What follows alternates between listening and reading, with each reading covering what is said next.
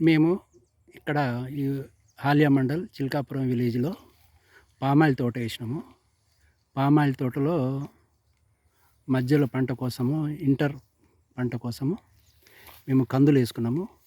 ఆ కందుల్లో మేము agri gold, నానటకు, agri 82 అనే మందులు పిచికారి చేయడం జరిగింది.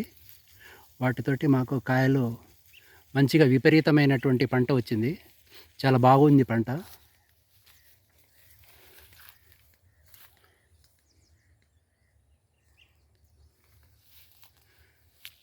పూత బాగా వచ్చింది. పంట కూడా, కాయలు కూడా బాగున్నాయి.